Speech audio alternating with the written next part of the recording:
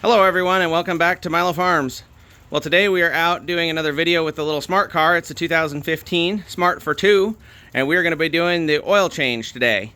So the first thing you're going to want to do is open up the back here and lift it up. And then right here inside on the edge there's a little tab. You just hit that tab and that lowers the gate.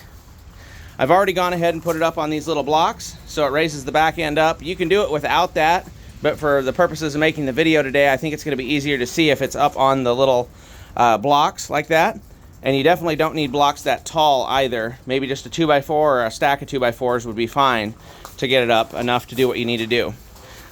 So you'll want to remove your junk out of the trunk here. I've found that this little instant crate works really well for storing stuff in the back of the car. It keeps things contained so they don't go flying down under the seat. So these little instant crates are pretty handy. Get that out of the way, get my other tools. We just got this car, so I've been kind of carrying around a lot of tools with me because it's needed some intermittent assistance to get all the bugs worked out. So now that we've gotten the back of the car opened up, what we're going to want to do is expose the top of the engine here. So you grab this little tab right here, pull this up, and then there's this little clip right over here, and you got to kind of fight it into this hole to hold this this trunk material up. Being cold and having the car up in the air kind of makes it a little harder to reach this tab and get it in here, but then you'll get it in and clipped like that, and it'll actually hold the material up while you're doing the work. Then you're going to come down here and grab this little tab right here, turn it a quarter turn or a half turn or so, lift this panel up and pull this panel out and away.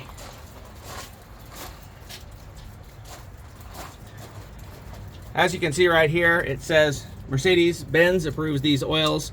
Mobil 1. I don't know if there's other oils that would work just fine or not, but we're going to be using Mobil 1 oil today. So over here you can see the yellow dipstick right there on top of the engine. And then this is the oil fill hole right here.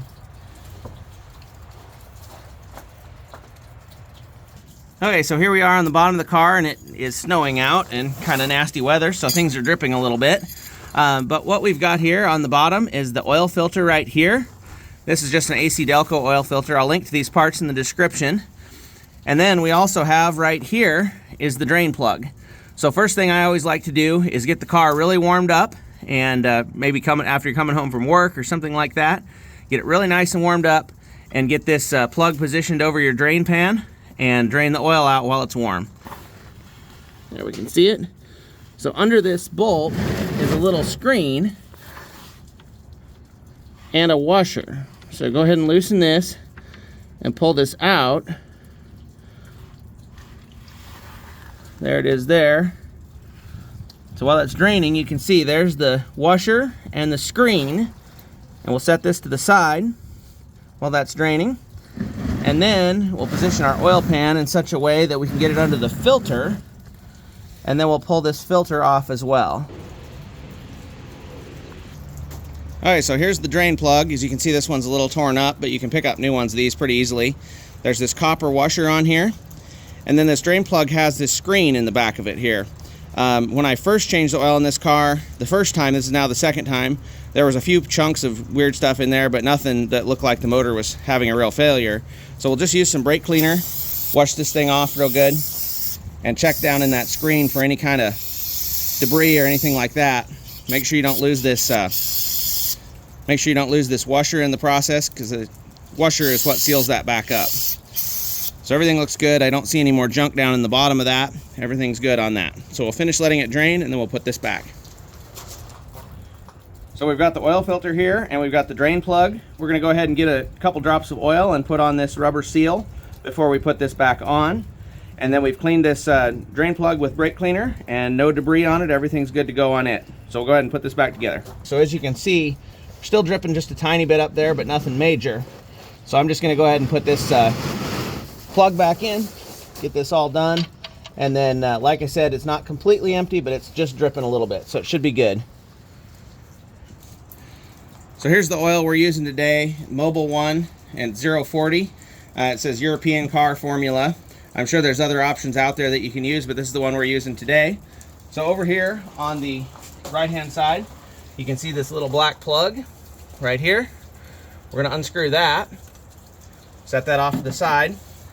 And this car, I think from the manual, takes about 3.7 quarts or something like that. So I've got that measured out already into this jug. Go ahead and put the funnel in there, and go ahead and dump that oil back into the engine. You want to make sure before you do this that you for sure put the oil plug back in and the filter, so you don't waste all your brand new oil right on the ground. Okay, we got that filled up. We'll go ahead and put the plug back in for the fill hole. So everything should be good there. And then we'll go ahead and start the car. Let it warm up for 30 seconds or so and move that oil around. Come back and pull the measurement off the dipstick here. Make sure we're all good. If it's not, we can add a little bit, but that should be just about the right amount. So that's really all there is to it.